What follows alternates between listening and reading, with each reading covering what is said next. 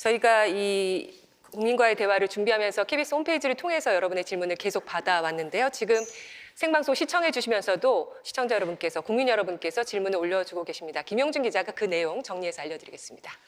네, 지난 10일부터 KBS 홈페이지를 통해서 지난 10일부터 일상회복과 방역 그리고 민생경제 또 포스트 코로나 시대의 과제 등에 대한 질문을 받고 있는데요.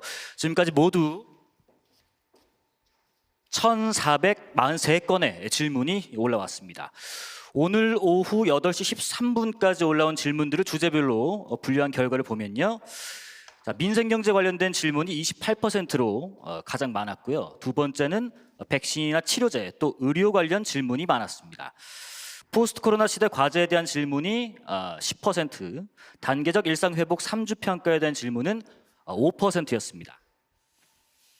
자, 지금까지 국민 패널들께서 주로 일상 회복이나 방역 또 민생 경제 관련된 많은 질문들 해주셨는데 KBS 홈페이지에는 이 외에도 기타 분야로 질문을 주신 분들이 참 많습니다. 그래서 이번엔 기타 분야 질문 중에서 2개를 대통령께 전해드리겠습니다.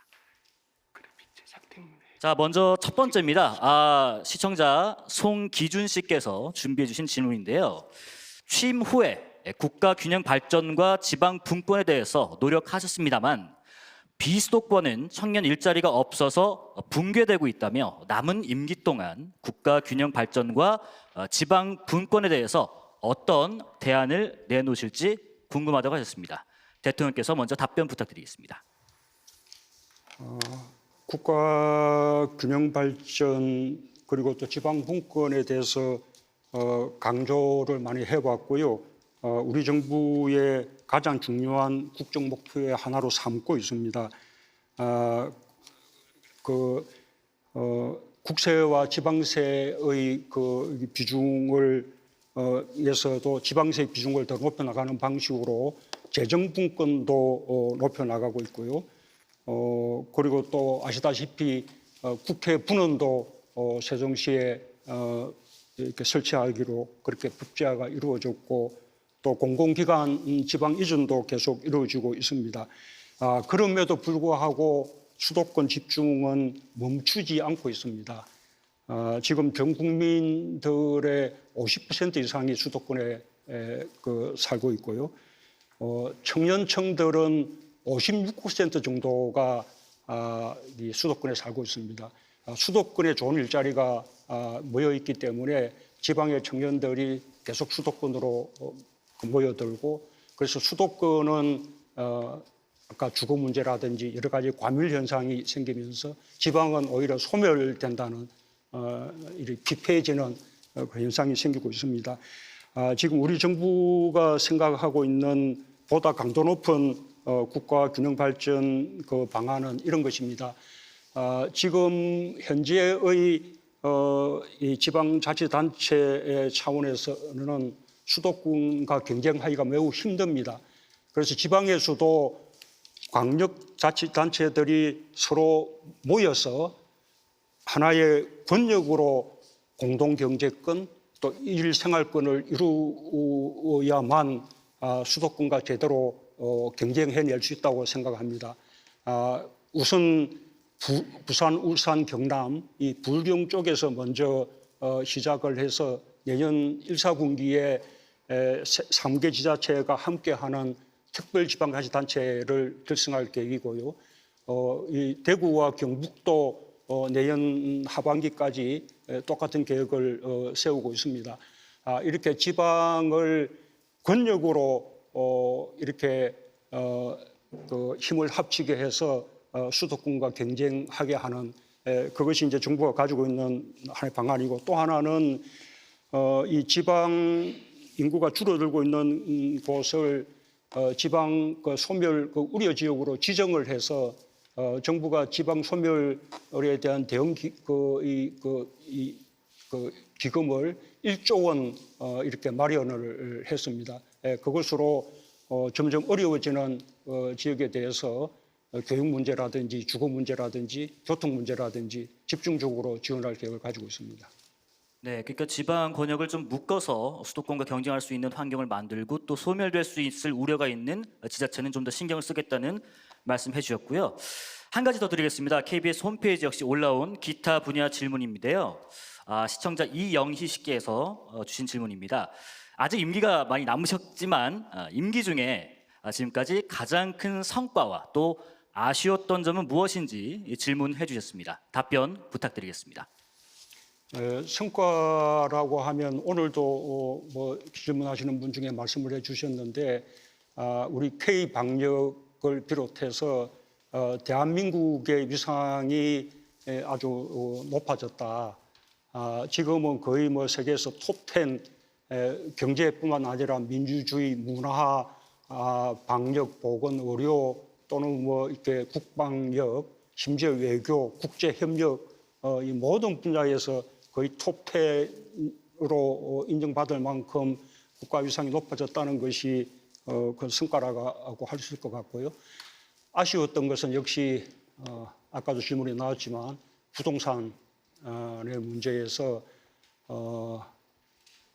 서민들에게 많은 그 박탈감을 이렇게 드리고 어쨌든 부동산 가격을 안정시키지 못함으로써 무주택자나 서민들 또 청년들, 신혼부부들 내 집 마련의 기회 이런 것을 충분히 드리지 못했다는 부분이 가장 아쉬웠던 점입니다.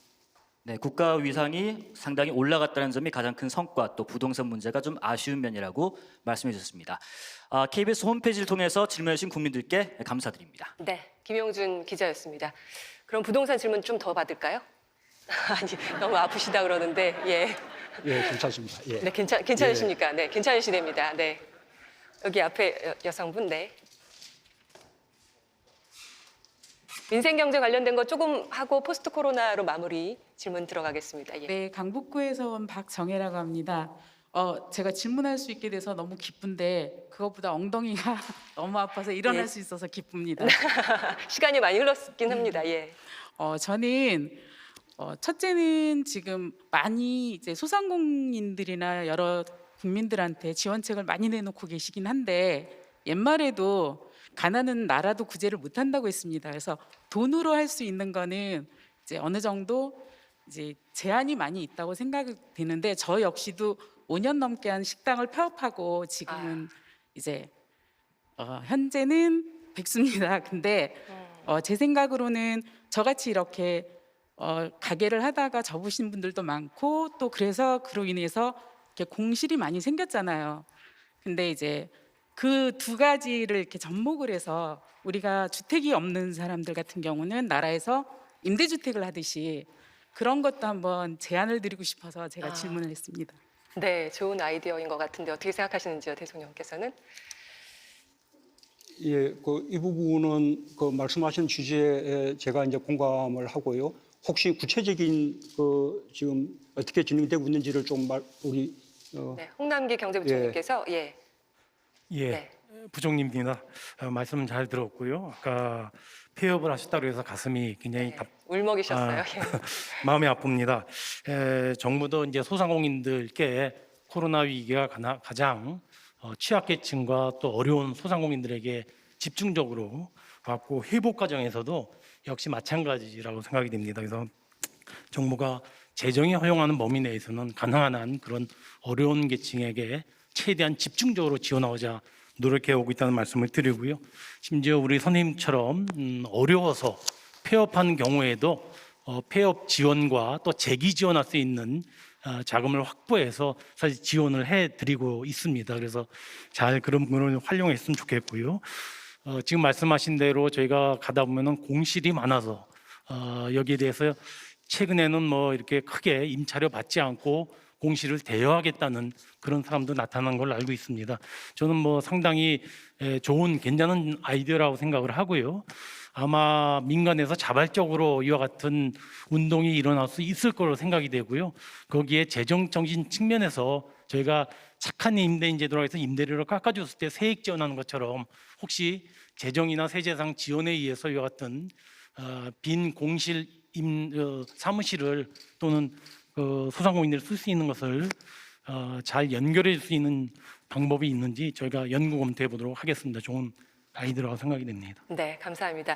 민생경제 그 부분은 제가 조금만 더 보충해서 말씀드리면 역시 이제 소상공인들이 제일 어려움을 많이 겪는 것은 임대료일 것입니다. 지금 곳곳에 보면 이 공실들이 많은데 그런데도 이렇게 그 점포주들은 임대료를 낮추지 않습니다. 그냥 비워두는 거죠. 그분들이 이 경제 사정에 맞게 그다음에 또 소상공인들의 어려움을 좀 헤아려서 임대료를 낮춰준다 그러면 서로 이제 상생할 수 있을 텐데 그렇게 안 되고 있는 것이 현실입니다. 정부는 그분들이 스스로 임대료를 낮추는 경우에 많은 지원을 해주고 있는데 그것만 가지고는 한계가 있는 것 같습니다. 말씀하신 대로 우리가 주택의 경우에 공공임대 주택 제도를 하듯이 이 점포의 경우에도 그런 방안을 구상해서 전체적으로 임대료가 내려갈 수 있도록 그리고 또 보다 안정적으로 점포를 임차할 수 있도록 하는 것도 방안일 수 있겠다고 생각이 듭니다. 검토해 보겠습니다. 네. 지금 시각 8시 한 41분 지나고 있습니다. 이제 한 10여 분 정도 시간밖에 남지 않았습니다. 네. 네, 죄송합니다. 지금 마이크를 안 드렸고요. 지금 민생 경제 관련된 분야 그리고 마지막 포스트 코로나 관련된 과제 질문들 받도록 하겠습니다. 10분 정도밖에 시간이 없기 때문에 몇 분 정도 지금 질문 받을 수 있을지 모르겠습니다.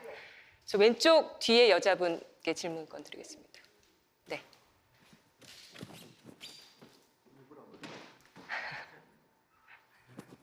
안녕하십니까 대통령님, 만나 뵙게 돼서 너무 영광입니다. 저는 서울시에서 아이를 기르고 있는 신민경이라고 하는데요. 아무래도 코로나가 길어지다 보니까 우리 아이들이 이제 비대면 수업을 받게 되었지 않습니까? 그래서 이 가정 환경이나 이제 교육 환경이라든지 그리고 교육자의 질에 따라서 우리 아이들 이제 학습에도 교육 격차가 생겼는데 아무래도 아이 엄마이다 보니까 이런 부분이 조금 우려가 됩니다. 여기에 대해서 교육부나 이제 정부 그리고 지자체는 어떻게 해결을 해 나갈지 그리고 어떤 부분을 좀 중점으로 이 부분을 처리할지 조금 고견을 여쭙고 싶습니다.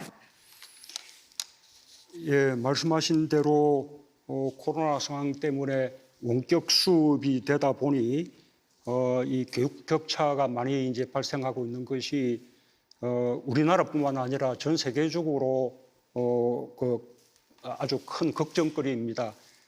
이 다자 정상회의에 가보면 다른 나라 정상들도 똑같은 그 걱정들을 합니다. 정부는 이 교육 격차를 해소하기 위해서 이 학습의 결손을 보충하는 여러 가지 프로그램을 마련해서 시행할 계획인데요. 그 부분 혹시 아까 이은혜 교육부총리 연결이 됩니까? 네, 국무위원 여러분들 화상으로 지금 대기 중에 계신데, 예. 이은혜 부총리님 어디 계십니까? 예. 교육부 장관입니다. 예, 좀 구체적인 답변을 좀 해주실래요?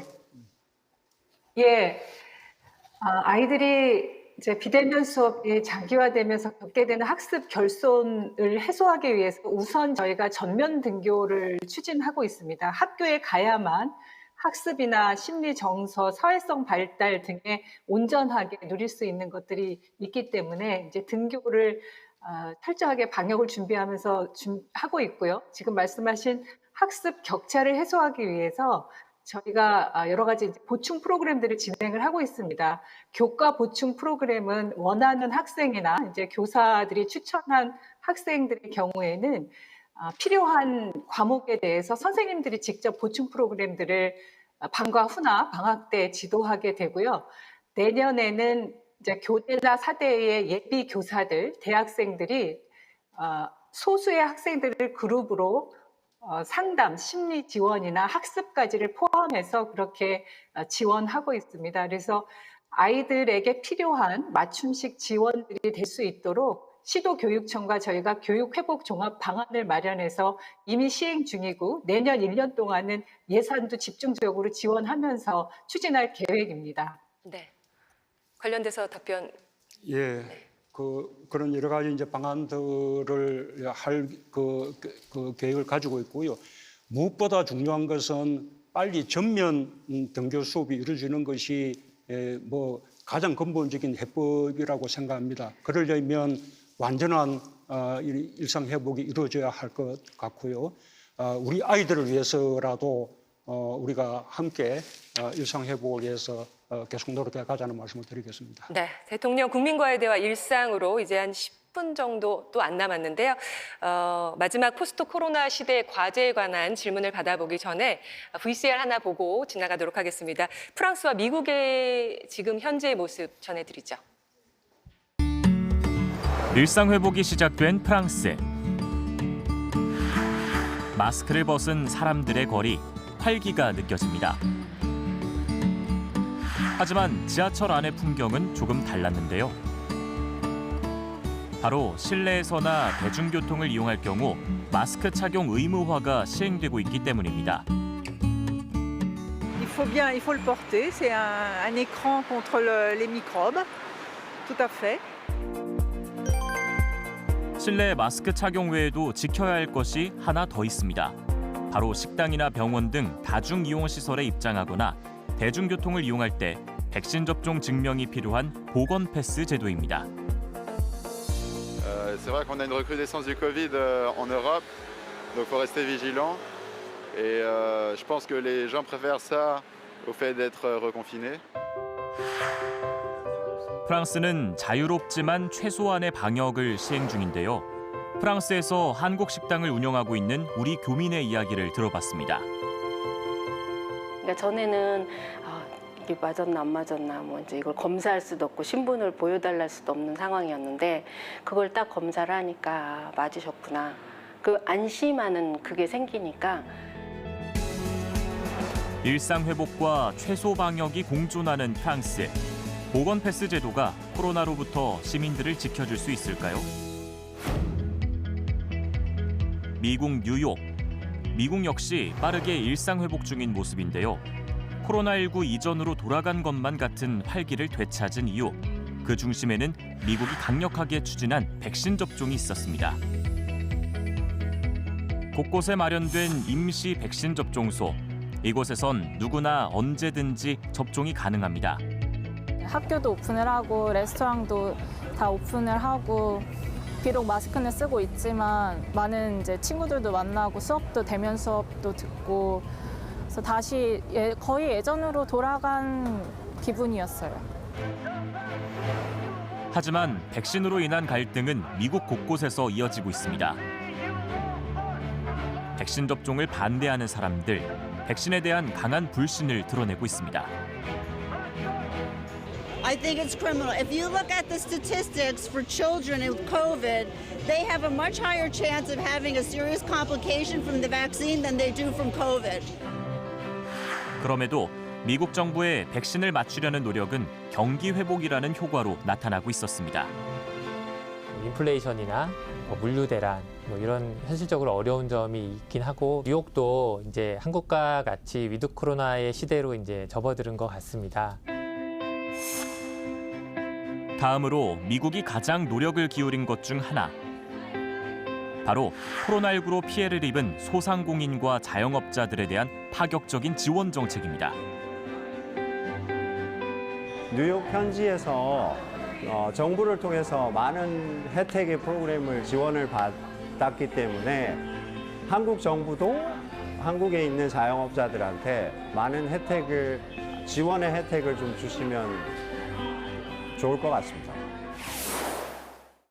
네, 우리나라보다 먼저 일상회복을 시작해서 좀 무르익은 단계로 가고 있는 프랑스와 미국의 사례를 영상을 통해서 전해드렸습니다. 우리나라는 또 우리나라 스타일에 맞는 일상회복 단계를 가져가야 되겠죠. 우선은 보여주신 그 나라들에 비하면 우리 국민들이 훨씬 더 잘하고 계십니다. 그 해외의 경우에는 백신 접종이 우리보다 훨씬 빨랐지만 지금 접종률의 한계를 보이고 있어서 백신 접종을 의무화하는 조치를 취하고 있고 또 그에 대해서 반대하거나 저항하는 또 분들의 시위가 일어나고 있는 그런 상황입니다. 뿐만 아니라 백신 접종이 좀 높아졌다 그래서 일상 회복을 했다가 다시 확산세가 거세져서 다시 봉쇄 조치를 취하는 그런 나라들도 있습니다. 그에 비하면 우리 국민들은 백신 접종을 의무화하지 않아도 자발적으로 굉장히 많은 분들이 백신 접종에 참여를 해주고 계시고요. 다중 이용시설 등을 이용할 경우에 방역 수칙도 마스크 착용을 비롯해서 아주 잘 준수해주고 계십니다. 어느 나라보다 우리나라가 코로나를 더 모범적으로 극복할 수 있을 것이라고 자신합니다. 소상공인 지원 부분에 대해서도 아까 말씀드린 대로 지금까지 해왔던 지원에 더해서 금년에 발생한 초과 세수들을 이 소상공인들을 지원하는 용도로 더 많이 활용을 해서 그분들의 어려움을 조금이라도 덜어드리도록 노력하겠습니다. 네. 대통령 국민과의 대화 일상으로 여러분께서 오늘 수많은 질문들을 던져주셨고 답변해 주셨는데요. 지금 국무위원 여러분들도 화상으로 또 현장에서 경청하고 계십니다. 아마 여러분의 질문이 정책적으로 적극적으로 반영이 되리라 믿고 있습니다. 시간 관계상 지금 한 분 정도 질문을 받을 수 있을 것 같습니다. 죄송한데 온라인 패널, 국민 패널 여러분들이 너무 많이 질문을 못 하신 것 같아서 기회를 온라인 패널 여러분께 드리겠습니다. 한 분만 잡아주시겠습니까? 예. 네, 어느 분이 질문해 주시겠습니까? 네, 질문해 주시죠. 예. 네, 안녕하십니까.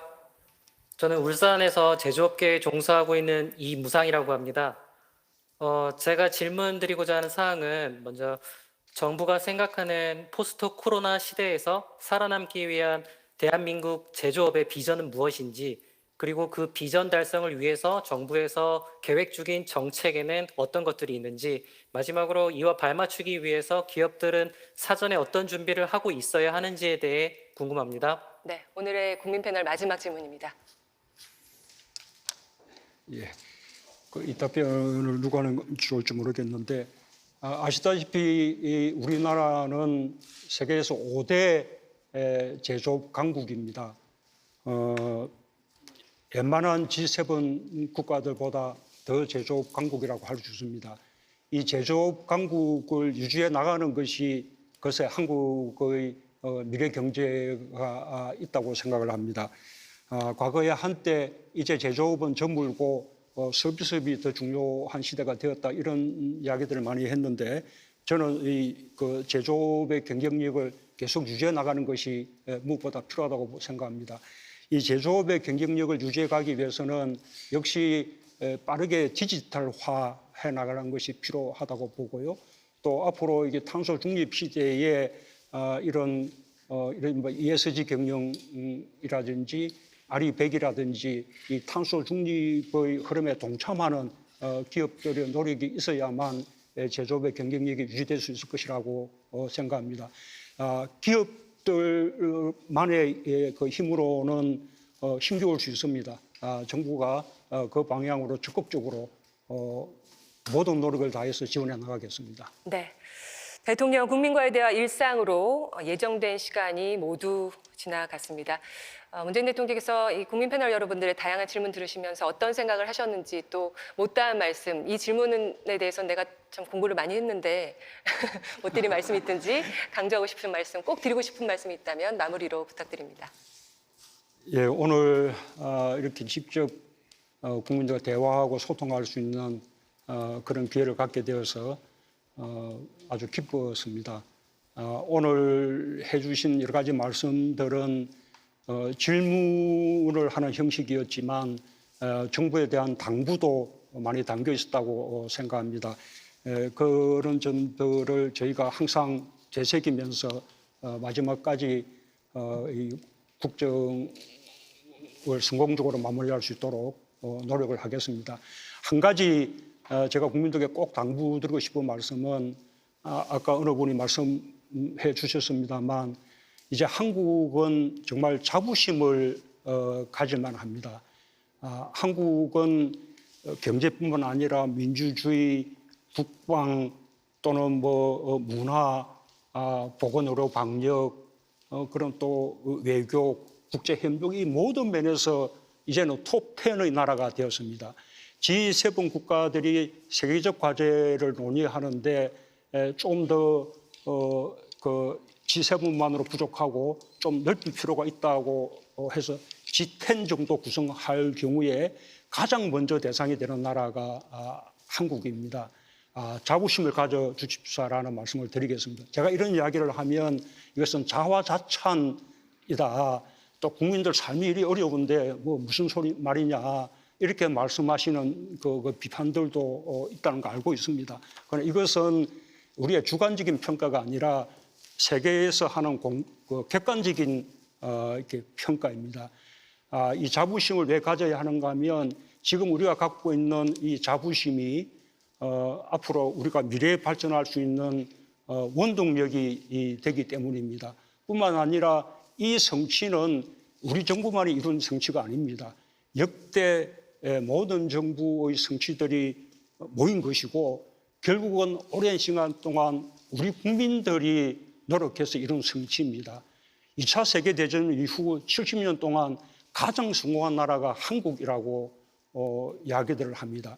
이런 성취들을 부정하고 폄훼한다 그러면 그것은 그냥 우리 정부에 대한 반대나 비판 차원을 넘어서서 국민들이 이룩한 성취를 폄훼하거나 부정하는 것에 다름이 아닙니다. 이런 국민들께서 이제는 우리 대한민국이 갖고 있는 위상에 대해서 당당하게 이렇게 생각을 해 주시기를 바라고요. 또 정부도 그런 국가적인 위상에 걸맞게 국민들의 삶이 그만큼 향상되도록 마지막까지 최선을 다하겠습니다. 네. 정부가 끝까지 국정을 잘 마무리할 수 있도록 국민 여러분께서 끝까지 힘을 모아주시기를 부탁드리겠습니다. 네, 김정일 대통령 감사드립니다. 네, 오늘 어렵게 와주신 이 국민 패널 많은 분들의 질문 다 못 담은 점 죄송한 마음 갖고 있고요. 100분간 함께 하셨습니다. 300분의 국민 패널 여러분 감사드리고요. 또 문 대통령과 국무위원 여러분 고맙습니다. 시청자 여러분 대단히 감사합니다. 고맙습니다.